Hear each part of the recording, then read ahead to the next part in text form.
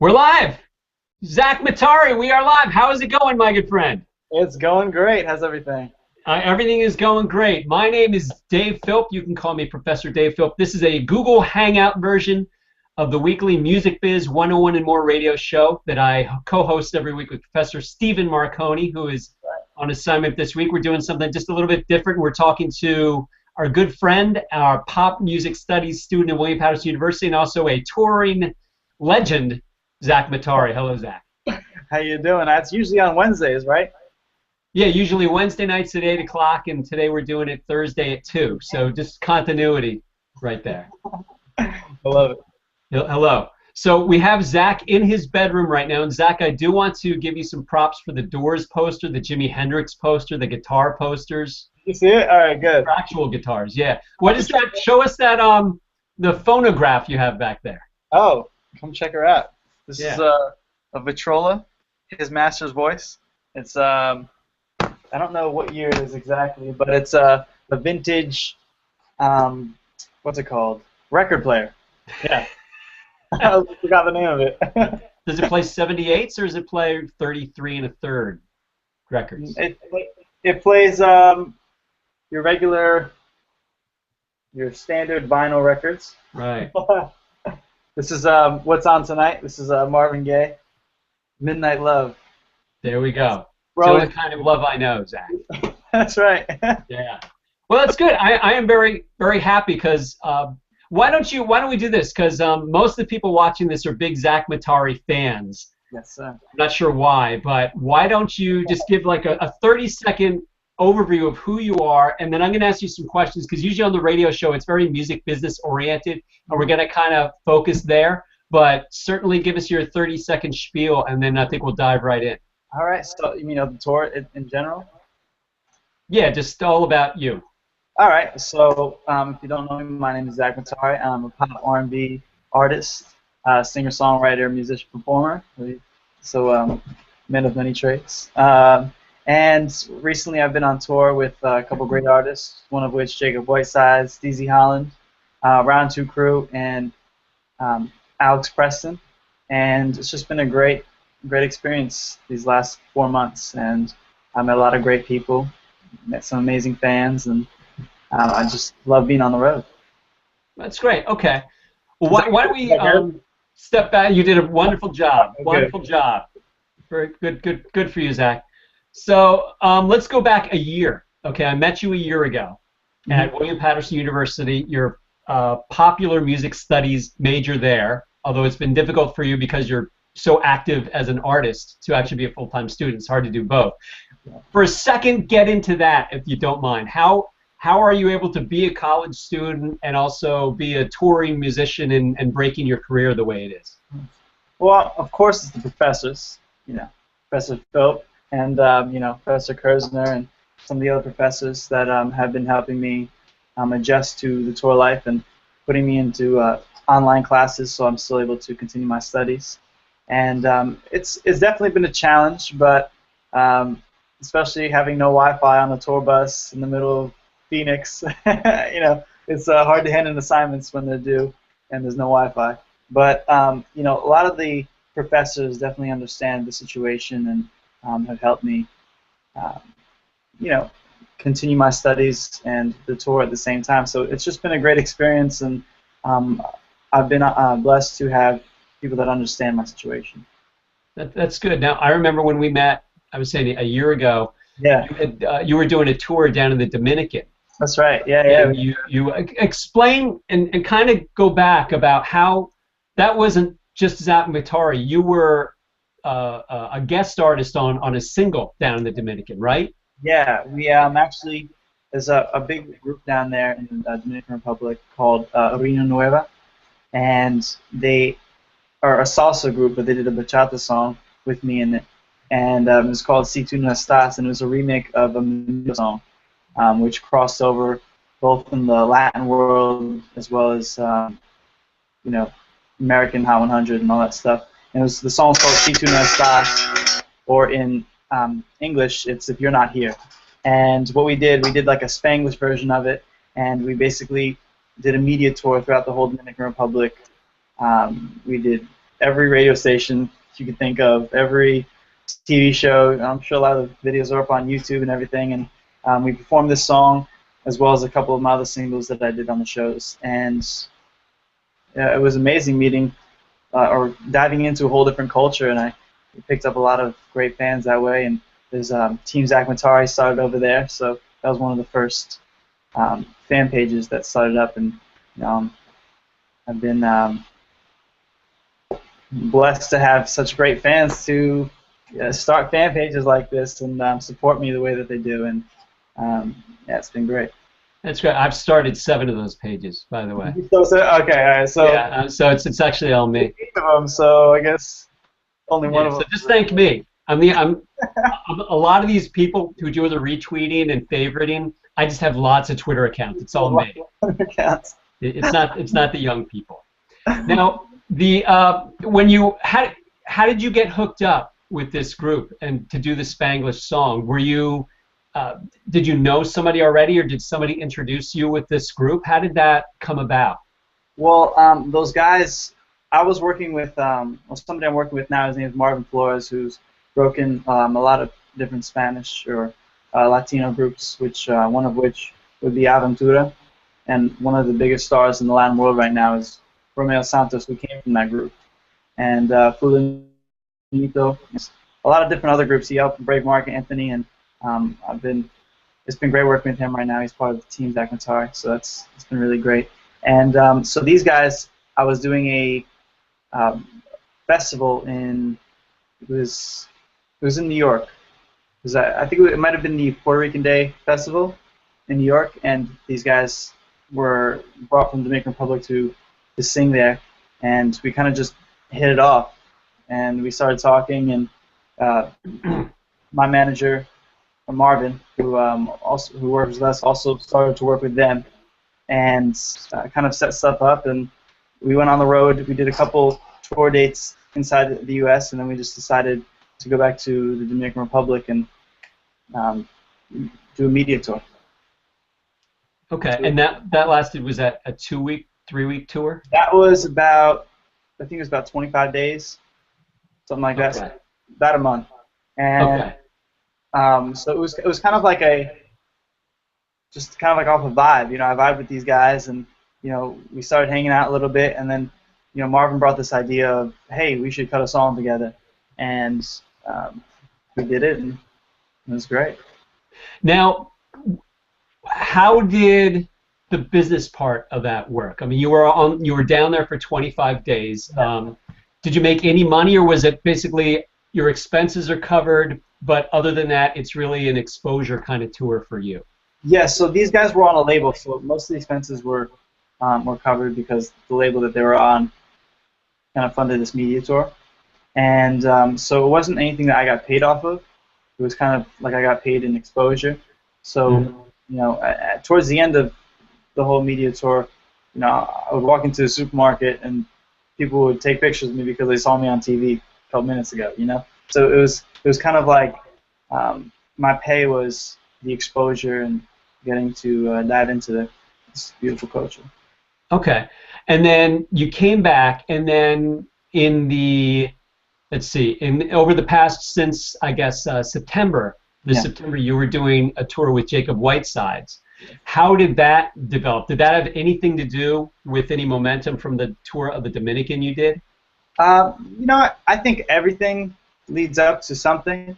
Whether it's working with a producer and that song led you to another producer, because there's been so many instances where I've written songs with producers and that's opened the door for other things. So maybe they saw that on my resume and said, okay, well this, he could sing. He's bilingual when he sings, and we liked his show. They may have seen my show on on YouTube or something. And but what it was what was it? It was through somebody contacted us through an agency and told us about this, and we wanted to give it a try. So that's what it was. We were kind of contacted about it, and we were like, well, this is a great opportunity. Why not? And we were put on the tour, and again, it was nothing we were getting paid off of, just solely, you get to be on the bus and you get to get the exposure, and that was kind of like our pay again. Right. So But you're not spending any of your own money though, right? I mean, they're covering again. Once again, they're covering your whatever your expenses are. they're covering all our travel. When we're on the bus, they're covering travel expenses. I do when we're not playing shows. I do have to cover like my own food and stuff. But when we're playing shows, the day of the show, they give us food and stuff like that. But for the most part, everything was kind of already all expenses paid. All expenses paid. Yeah. Right. Where would you say Jacob Whitesides is in the terms if Justin Timberlake, for example, is your A+ artist and I am your F artist? Where would you say Jacob Whitesides is between Justin Timberlake and me? It's so hard to calibrate. I mean, I wouldn't want to give it a letter grade because like it's almost like Right. You can't. He's definitely a great artist. Well, I guess let me rephrase that. He's an up and coming artist. Yes. He's not. Has he had any big hit songs yet, or he's kind of a couple steps ahead of you? Would you say? Yeah, he's definitely a couple steps ahead of me. I mean, he's been on Radio Disney with his single, and he's had some radio play with his single Perfect. And so, I mean, none of us on the tour, including him, aren't to that level of I wouldn't say Justin Timberlake or Bruno Mars or that huge level where everybody in the world has heard about us. But him in particular definitely has a huge audience. I mean, he has over a million followers on Twitter and close to 1 million on Instagram and hundreds of thousands of hits on YouTube. So he's definitely getting his foot out there. I'm trying to gauge it to see somebody that to tell you where he is on like the spectrum of star quality, whatever you want to call it. I mean, we're definitely none of us are at the Justin Timberlake level because that's superstardom. And right. But I mean, the shows we played were 500 plus.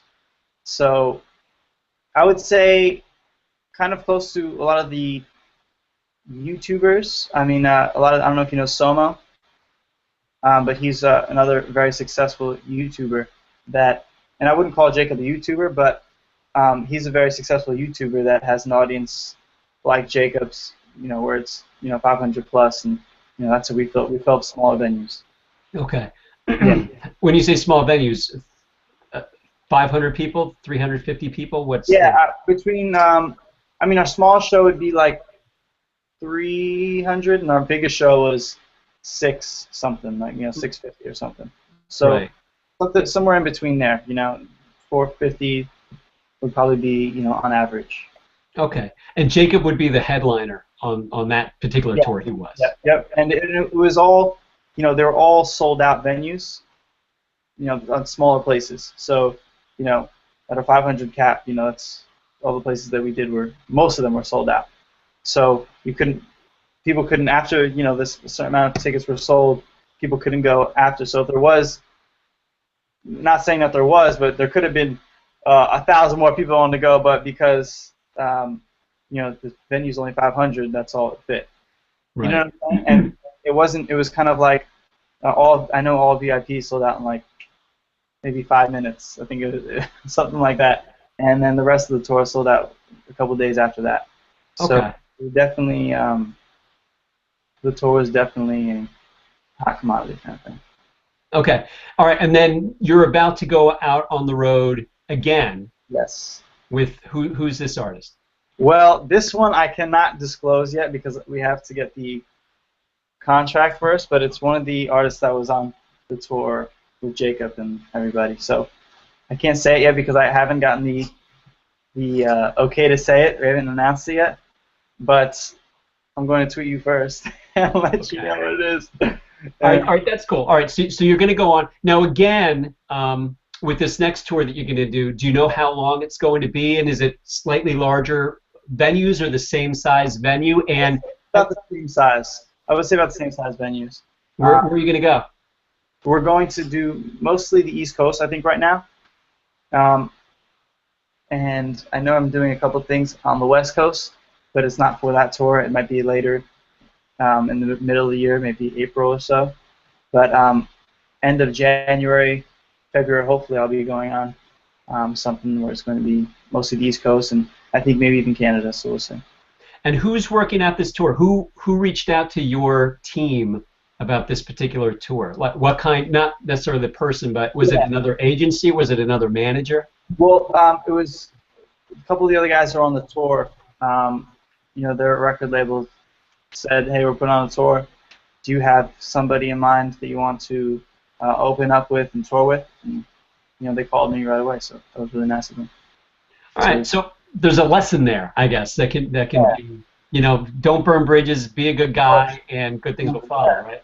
Yeah, and it was like we spent so much time together with these other artists, so it was like we hit it off like from the get-go. I mean, it was kind of like we just all kind of gelled and had a great time, and we knew that we were on the road for a month at a time with each other, so we had to get along or it wasn't going to be a good time. But we didn't have any problems or anything, and it was just, I mean, I guess guys are just easy, and it was just a really good time. It was just kind of like hanging out with bros when it wasn't when we weren't playing a show.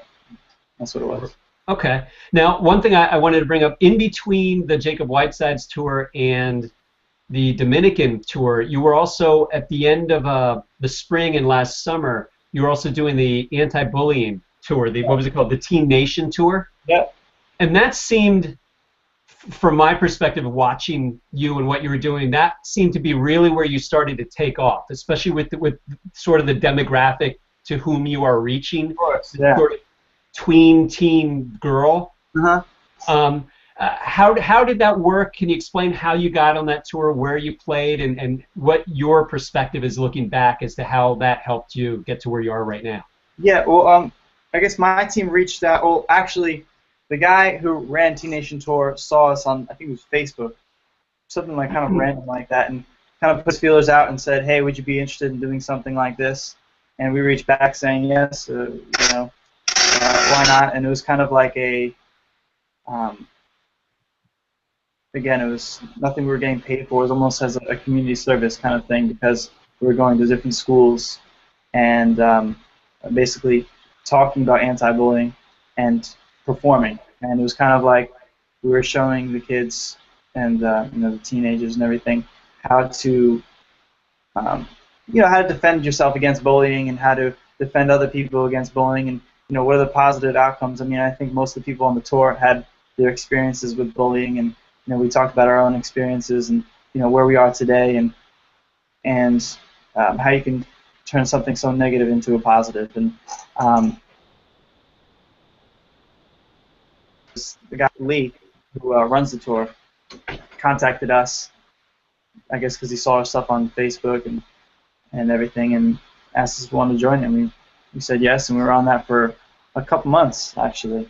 Maybe like 2. We're on and off with it. I can't remember exactly how long it was, but we were on there for a long time. Not a long time, but. And you were hitting schools mostly, right? Yeah. It was schools, and then on the weekends we did venues. So some of the weekends, not all the weekends, but some of the weekends we'd hit venues around the schools, and then a lot of the kids from the schools would come out to the venues and perform. Now, when you guys did, for example, the Teen Nation tour, did you have a strategy in mind? Have you been thinking, okay, here's the audience who we think we can reach and who is like in the sweet spot for our music and for me as an artist, and these are the best ways to do it? Or did things kind of happen and they just sort of fell into line, or was it a combination of both? In terms of like performing wise, like in terms of what you decided to do. I don't know if there were any other opportunities that you turned down, but these opportunities that you did, they're all lining up well with who you're trying to reach. Well, I saw that, for an example, I saw the Teen Nation tour was something. I joined it, maybe I think it was already established a year or two ago, before I jumped on, and I saw the effect of what it did to the artists. One, they got to practice on stage, so they got to talk to these people about bullying, and social media definitely went up, and that's I joined it knowing that social media could my social media could have a big impact. This could have a big impact on my social media. So I tried it out, and I was right. I delivered at every show, and I definitely saw a response from it, and I think that definitely got the ball rolling a little bit, and we had a great response. I mean, I guess it was part of the songs that we played. We played a lot of. I did some covers that were more top 40 than I hit them with my single, and which also had a strong message about kind of an anti-bullying message, which is up to you. And that song's about not being pressured into something you don't feel comfortable doing. And we kind of parlayed that into an example of anti-bullying. Okay. Why don't we get into now your social media strategy? Because you did touch upon it, and that's the next thing I kind of wanted to talk about. Can you list what are the different platforms that you use regularly? Regularly, I use Twitter, Instagram, and I would say daily I use Twitter and Instagram.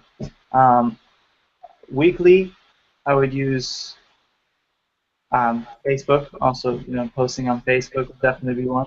And then I started on Vine. I have to get back to my Vines, just so I have had no time. But also weekly, I've also done YouTube videos. Every Monday, I do something called Matari Monday, and that's where I do a little acoustic cover of something that's either popular or something that a fan requested, and it definitely keeps everybody engaged, and I want to keep giving them more and more without releasing anything of my own stuff yet, so I want to keep releasing some short covers just to keep them interested, and it's definitely helping. It helps grow my social media, not only when I'm off tour as well as when I'm on tour. So on tour, definitely social media is going crazy because we're constantly playing these shows and constantly in front of an audience that is receptive to our performance. But when you're not performing, you have to think of something to do when you're not in front of this audience. So to keep the audience that you have entertained and making sure that you keep them interested and keep them liking what you're doing, you gotta I would get bored myself if I was watching an artist and had to wait another year for an artist to come back around to hit my stop. So I mean, that's what's so great about social media and YouTube and all these platforms is you're constantly posting and constantly in the public eye, and you can use that to your advantage or your disadvantage. And I choose to use it to my advantage and post good content to keep people interested and engaged. So every Monday you put, what do you call on YouTube on the Mondays? What's it called? Matari Mondays. Matari Monday.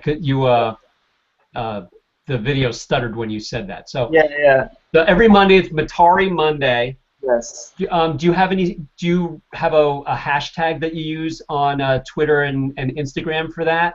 Yeah. Well, I use hashtag Matari Monday. Yeah, that's what I mean. Something newer that I've started, but it's definitely starting to pick up some buzz, which is really cool. And people are definitely enjoying it, and I'm getting a response. And after every YouTube video that I post, a couple hours later in the day, I do something called a You Now, which is a live stream of where people get to watch me perform or play something or talk, and I see a feed of questions or a feed of people talking to me. And that's how I communicate. And that's another way of engaging with my fans. So what time do they do that? Do you do that every Monday? The YouNows vary. I'm usually later at night. I would say around 9 o'clock or so. But I've had later and I have a little bit earlier. I guess it kind of depends on where the day pans out and making sure. I do make sure that I get them in every Monday. So, but I tweet it like an hour in advance. I say, get ready, Matari Monday or get ready to catch me on You Now in about an hour. And we do like countdown and stuff like that every Monday. So it's it's definitely something fun to keep me busy and to keep everybody happy. Now you also get, we're still talking the social media, if you don't mind. Is this Yeah, okay with you, Zach? I just want you happy, Zachariah. I'm happy you're happy. You happy? I'm very ecstatic right now because I'm I'm talking to Zachariah Matari. happy. I said that's how you really say your name. Everybody else Right. gets it wrong, right? Yeah. Um, so one other strategy that I like that you do, if you watch your Instagram, for example, you'll put out something about your hat, for example, and then you'll get lots of likes. And you'll see if you see the comments, it's great how many comments you receive. Do you have any particular format or style with how you respond? Because a lot of the comments back are people saying, "Hey, add me," or "Hey, I think you're so cute," and you're not. But everybody's saying all this different stuff. Do you like every 15 or 20 comments, or just when you get to it, you'll reply and state something? What is your strategy with all that? Because everybody is reaching out to you Yeah. after you put something out, and they want something from you. So how do you work that out? Of course. Well, just like anything else, even after a show, it's even crazier after a show. But what I do as soon as I post, I put like kind of a time limit to how long I should be on, because if I stayed on forever, I mean, I would lose a lot of the day and I wouldn't be able to get my music done and I wouldn't be able to, be creating what I create for people to be interested in me. So if I don't delegate the time and kind of put myself on a regimen, I wouldn't be able to be successful with social media. So what I do is I post at a certain time, usually towards the night, because I like to make sure that I can engage as many people as I can. Because now I have an audience on the West Coast as well as the East Coast, and also Central. Um, you know, Also in the South and the Midwest and everything. So I like to post a time that's convenient to my whole audience. So I pick a time like 6:30 or 9:30 when people, if I post 6:30, people from the East Coast are home from school and already the day is gone, and it's the evening time. And then on the West Coast, it's around 3:30, which is time everyone's gotten out of school. And just so I try to be fair with how I engage with everybody. So I'm not separating the coasts at all or anything like that. So what I do is when I post, I comment for the first half hour, 45 minutes to everybody or I try to hit everybody. I mean, after a while, they kind of go away, and I'm trying to, I'm glued to my phone for about half hour, 45 minutes after I've posted something. So, that's a good strategy to do it. Another way is on Twitter, I do it a little differently. I kind of, later at night, I see people on Twitter more than other things. I guess we just want to see what people say. So I kind of tweet a little more at night and little stuff that I'm feeling. Definitely more sentimental things. And when I tweet something, I scroll through and I try to hit people that I haven't seen before, or try to respond back to as many people as I can. So it's definitely its own job.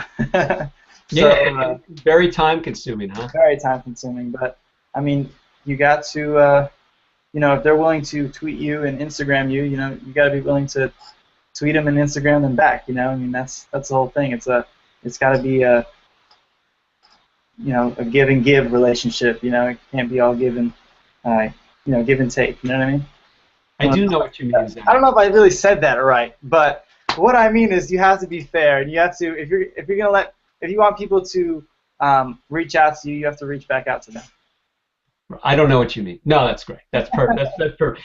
What about, let me go back real quick to YouTube, because YouTube, obviously people can make comments. Are you getting many comments on your Matari Monday videos? I'm getting more and more comments. I've been a little slacking in terms of getting back to the comments on YouTube, and I have to get back to comments on YouTube. It's just because just time, really, it's what it is. And I mean, when I post something on YouTube, I don't get instant comments. It's not, the comments happen.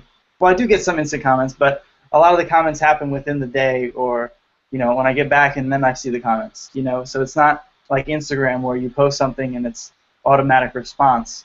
So I post something and I get the likes and everything, but I'm not always able to see the comments right away. So it's something I have to get back to, but most of the time, that's what the YouNows are for as well. So when they tell me, when they comment on my YouTube channel later at night, we have the You Now, which is something where I ask them, how would you think of the video? What song would you like to hear next? And that's another way of um, engaging in the YouTube, the Matari Mondays.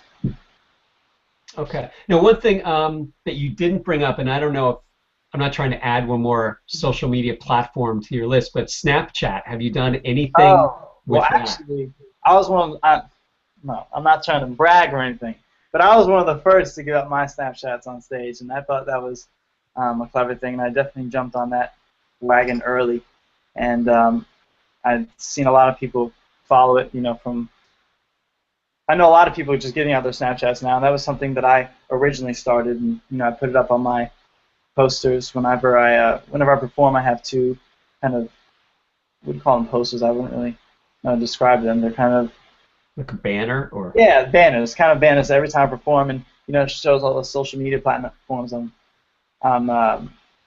can, before that, Snapchat wasn't really a social media platform. It was more of just a kind of like a texting. It's kind of a way of just getting a little more personal with somebody without it's basically just another way to get personal with somebody. Me and you can Snapchat, but it was never really used as something that was used to say, hey, check out my video tonight and stuff like that. So it's a whole other audience that like to talk to and snap back, and I'm definitely very active on it. Actually, recently my Snapchat has been lagging these past 2 months, 2 weeks, and within like the month, and it's just been horrible because I haven't been able to get back to too many people, which really sucks because I love to get back to everybody, but unfortunately the app doesn't let me get back to everybody. So it's definitely, yeah, definitely. Is your name on Snapchat Zach Matari? Yep. I try to keep everything uniform. Okay, that's good. You should, and I just added you, so now I can Oh my see God. everything you do on the Snap of the chat. Look at that. Look at that. See? Yeah, that's. I have a cell phone too. You're not the only one. Oh man. God I hope I'm not going off. I feel like I'm going off on rants. I mean, I'm kind of. No, it's the thing. I interviewed, so I asked you a question, and then you just talk. That's how it's supposed to work. Okay. Now you're not paying any attention to us right now. You're just looking down and texting your friends. Yeah, right. You're not driving. Make sure I'm doing this, the best I can. Right. You're doing okay. All right. So on Snapchat, final question about Snapchat and social media is: are you utilizing the stories feature on that? Meaning, you're doing snaps, just adding to your sort of like on the road, like example. Bobby Mahoney, right? Yeah. Bobby did a great thing. He had a gig a week ago, and he basically did sort of from the beginning of the gig, he did a snap, and then he did a video, and then a couple more snaps that included the opening bands, his band, then a snap of him at the end, and then it was over, and the whole thing lasted maybe 45 seconds or something. Yeah. But it was kind of cool because it's a story, so it lasts for 24 hours, and you can kind of see the story of that gig. I don't know if that's something that you've thought of, but I thought it was pretty effective and kind of cool. Yeah, actually, well, certain shows I've actually, put up to the crowd and was able to get a good response out of that, which was really cool. But mostly on the road, I've been using my Snapchat kind of like, hey, snap picture, be like, anybody know where this is? And I'm in the city, people respond like, oh my God, you're at the Milk Crate, which is like a record/coffee shop in Philly, which was really cool. And then people, it's just another way to interact and kind of to run into people, which is really cool. And you can definitely, it's kind of like a trail of breadcrumbs that'll last for so long, Right. And which is really cool. So yeah, I definitely try to. Recently, I haven't, just because I've been busy with all the other things. But yeah, I definitely try to use it to my advantage. Okay. I'm on Twitter right now, and just a couple people threw some things out to you. Okay. A girl named Remy said, "Follow me because I'm bored in class." Okay, so do that. Well, follow Remy. Let's see. I want to get this. a girl named Haley, who's Uh-huh. at Jesus, I think. She just said she loves you. Oh, so I love her. I don't think she knows you that well, so it's not a I know deep. Haley. I know Haley. Okay, fine. Let's see. Oh, so you have some great followers there on the Twitter. Yeah. Um, final thing, I just want to ask you just about the music because we haven't talked much about the music. While you're on the road, are you writing? Are you recording actively? Do you have plans? Are you a singles artist? Are you putting an album out? And are you thinking with your management team? Because it's hard to make a living as a album artist. It's almost impossible unless you're Timberlake, or Timbaland. So Yeah. what are your plans, say over the next year? Do you guys have like a 12-month roadmap of how you're going to start bringing some money in so you can Of pay course. for this big monstrosity you've created? Yeah, and well, show-wise, definitely after shows on the off times, I always have my guitar on me, and I'm definitely writing all the time because, especially on the road, inspiration strikes at any moment, And so I'm definitely always writing, and we want to eventually work to an album, but as you know, we're in a singles market, so an album right now is just something that's not really in the cards for an artist like me who, has a good audience, but isn't there to or isn't ready to release the full album yet. I mean, definitely I'm going to be releasing some EPs soon, which are 4 to 5 songs at a time. But a full album is something I kind of want to wait and build up for. So I'm still building up, with singles and EPs and again even covers on YouTube, helping me build up the audience and to eventually put out an album. I mean, I'm definitely somebody who appreciates an album. I mean, I collect vinyls. So if that doesn't tell you that I'm an album artist, then I don't know what does because I'm into, not only the 12 songs that could be on the album, but the artwork that goes behind it, and um, making sure that everybody gets their credits that they deserve. And so I'm definitely working towards an album, but um, in the future you can expect a couple more singles and maybe 1 or 2 EPs before that. Okay, all right, that's pretty cool. And I don't have anything else. I have nothing else. Do you have any questions for your audience? Do you have any final words of wisdom you would like to say to the Well, people who are watching? We actually do have a bunch of people who are watching this live. it's cool. Yeah, you Oh should be very nervous right now. I'm actually I feel like I feel like I was stuttering a little bit. I'm still working out the kinks of my my speeches, my interviews. But well, also I wanted to tell you one more thing about you now. It's something I did was I I logged onto you now and I broadcasted one of the shows that we did in Nashville, which was really great because we had a great response from it. And it's something that you don't really see on you now because you now is something where people are just hanging out in their rooms and talking to you on a webcam. But I tried to give everybody the experience of almost like a free show. And so what I did was I set up the iPad right in like the perfect spot where you can see the crowd as well as my stage show. And I gave the audience basically that wasn't in Nashville that night a free show, and they loved it, and I got a lot of great response from it. So YouNow is definitely something you can utilize as not only a social media platform, but just to keep you engaged with your fans. Okay. By the way, on Twitter, at Slay in a Club Mm-hmm. just tweeted and said he or she likes your hat. Oh, thank you. Thank you very Yeah. much. That was Yeah. good. So yeah. It was very much. But Okay. Why don't we? How can people who are watching this who may not be aware of how to get in touch with you in terms of Twitter, Instagram, website? Why don't you lay out all the ways that people can find out more about you? all right, let me stretch for this one because there's a lot of different social media platforms that I'm on. You can find me on Twitter, Instagram, YouNow, YouTube, Facebook, all under the same name, which is Zach Matari, ZachMatari, and keep tweeting me because I will eventually see you. I don't get to see all of the tweets and comments, but I promise if you keep tweeting me, I'll eventually get to you. And just a message to everybody that has supported me. I want to thank you for all the support and love that you've shown, and I really appreciate everything that you guys do. Between the fan pages, I mean, this past 4 months on the road have been, or actually the past, even before that with the Team Nation tour and everything, I've just been so grateful for everybody that supported me and created these fan pages on Instagram and Twitter, and I want to thank you guys so much. And if I haven't,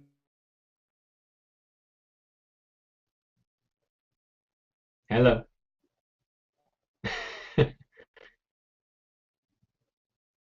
He's frozen. Look at that. Just look at that picture of Zach Matari. We almost made it all the way through without this happening. All right, let's give Zach another 10 seconds. I know I'm not wearing the hat, but I'm as good looking as him, right? While we're waiting for Zach to come back, if he does come back, I am Professor Dave Philp from William Patterson University. Are you talking again, Zach? Can you see me? What? You're frozen, which is my favorite Disney movie of all time. You should have been in that. Wow, did they? You're back. Message get through? Yeah, there you are. Yeah, it's funny because you were frozen in this sort of like prayer-like stance. So I started talking to our viewers and telling them that I was better looking than you because I don't have the hat. It was God. It was God who froze me in that prayer, the little prayer pose. But this is my. Oh shoot! It's backwards. Look at that. No, that works for us. Does it work for you? We see it frontwards. Oh, this is behind me. There we go. At Zach Matari. So that's Facebook. I'm sorry. That is Twitter, Instagram, Snapchat. You don't need the at. Yeah. And Facebook, we can find you. Just type in Zach Matari in the search bar. We have ZachMatari.com. People can get an email from you as well, right? Yes, you can find me on. You can get me on email, info@ZachMatari.com, and as well as Vines. I do Vines every once in a while, so you can find me on that too. Okay. And Vines. Snapchat. We can be Snapchat friends, like me and Professor Philp over here. That's right. And yeah, by the way, if you want me on Snapchat, which is better than Zach, I'm Professor Philp. So there we go. By the way, at Slay in a Club was very happy that we mentioned her name. Really? Oh. I just wanted at Slay in a Club, at Slay in a Club, at Slay in a Club. Look at the love we're giving out, Zach. Full of love today. Lots of hugs and love. Yeah, tonight. I know. So that's cool. So I want to thank you, and for those of you watching, again, Zach, I know from William Patterson University. He's a pop studies major there in his downtime when he's not touring the country, entertaining the folks like you who are watching this. And I'm one of his professors there, and we thought this would be a great way for you guys to kind of get a different look at Zach and kind of learn more about the business and social media side of what he's doing. And we really appreciate you guys doing this. So if you ever want to reach out to us again, you know Zach, you can find me on Twitter at MusicBiz101WP. Yes. And we also have a website, musicbiz101wp.com. How was that, Zach? Did I say that without stuttering? That was great. That was professional. You practiced that. I'm very smooth. Oh, and I should mention our radio show and podcast every Wednesday night. Every Wednesday. Hey, I tune in whenever 101 and more.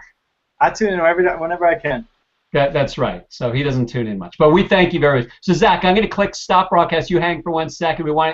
Thank you very much for all those of you who are watching and listening. Thank you. Love you very much. Say bye-bye.